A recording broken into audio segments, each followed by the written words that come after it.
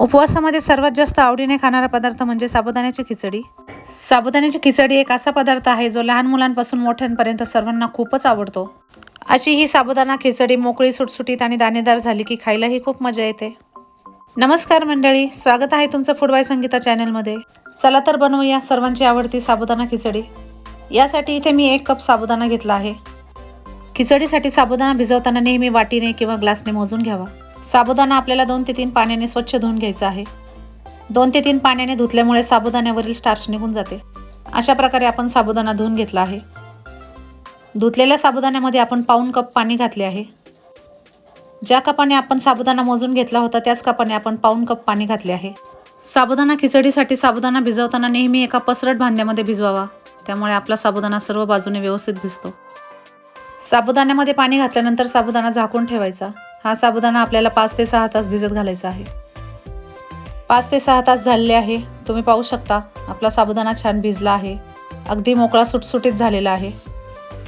अशा प्रकारे 5 ते 6 तास साबुदाणा भिजला की आपली खिचडी मऊसर आणि सुटसुटीत होते. खिचडी बनवण्यासाठी इथे मी जाड बुडाची कढई घेतलेली आहे.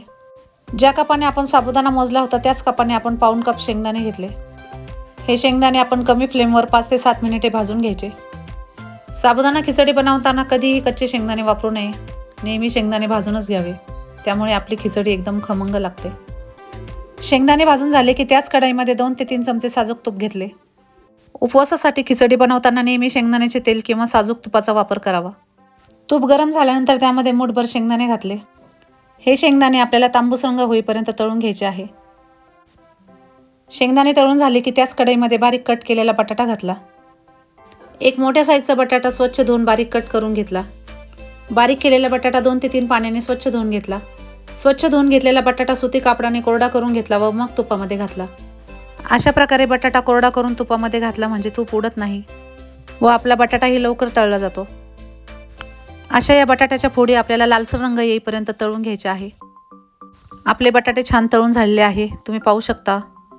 बटाटे तळून झाले की बाजूला काढून घ्यायचे व त्याच कढईमध्ये 1 चमचा जिरे घालायचे.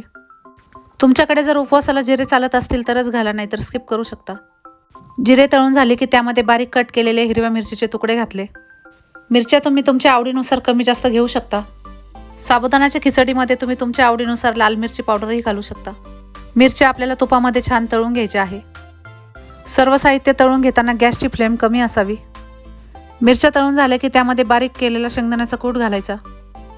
शेंगदाण्याचा कूट घालून सर्व साहित्य 1 ते 2 मिनिटे व्यवस्थित परतून घ्यायचे. शेंगदाणे आपण भाजून घेतलेले आहे त्यामुळे अगदी 1 ते 2 मिनिटच परतून घ्यायचे. अशा प्रकारे आपला शेंगदाण्याचा कूट अगदी किंचितसा रंग येईपर्यंत परतून घ्यायचा. बऱ्याच जणांना खिचडीमध्ये शेंगदाण्याचा कूट जास्त प्रमाणात आवडतो. त्यामुळे तुम्हाला जर आवडत असेल तर तुम्ही थोडे प्रमाण वाढवू शकता. सर्व साहित्य छान परतून झाले की त्यामध्ये भिजलेला साबुदाणा घालायचा. साबुदाणा घातल्यानंतर 1 ते 2 मिनिटे सर्व साहित्य एकसारखे हलवत राहायचे. त्यामुळे सर्व साहित्य व्यवस्थित एकजीव होते व साबुदाणा एकमेकांना चिटकत नाही. साबुदाण्याची खिचडी बनवताना जर आपण ही काळजी घेतली तर आपली खिचडी अजिबात चिकट होणार नाही. सर्व साहित्य व्यवस्थित तळून झाले की त्यामध्ये तळून घेतलेले शेंगदाणे घालायचे. शेंगदाणे घातल्यानंतर त्यामध्ये तळून घेतलेला बटाटा घालायचा. बटाटा घातल्यानंतर यामध्ये पाव चमचा साखर घालायची. सर्व साहित्य मिक्स करत असताना गॅसची फ्लेम कमीच ठेवायची. त्याचबरोबर यामध्ये चवीनुसार मीठ घालायचे. मीठ घातल्यानंतर हे सर्व साहित्य व्यवस्थित एकजीव करून घ्यायचे.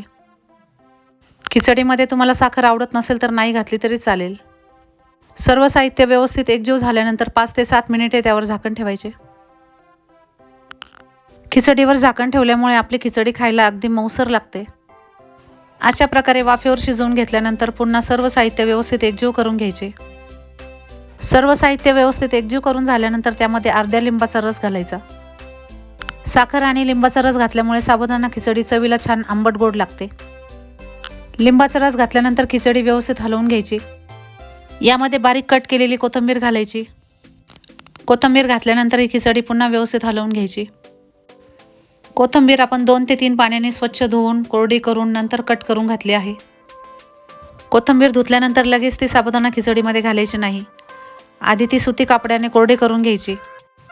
ओलसर कोथिंबीर जर आपण खिचडीमध्ये घातली तर खिचडी चिकट होऊ शकते.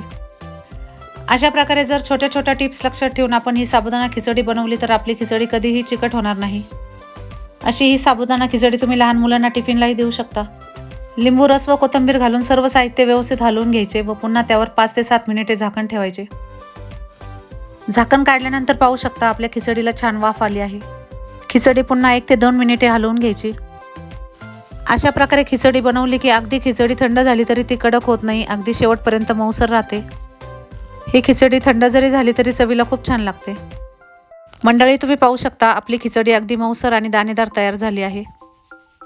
या महाशिवरात्रीच्या निमित्ताने अशी ही खिचडी तुम्ही एकदा नक्की बनवा. तुमच्या घरातील लहान मुलांपासून मोठ्यांपर्यंत सर्वांना ही खिचडी नक्की आवडेल. महाशिवरात्रीच्या तुम्हाला खूप खूप शुभेच्छा. चला तर भेटूया पुढच्या व्हिडिओमध्ये. व्हिडिओ आवडला असेल तर लाईक करा, शेअर करा आणि सबस्क्राईब करा. धन्यवाद.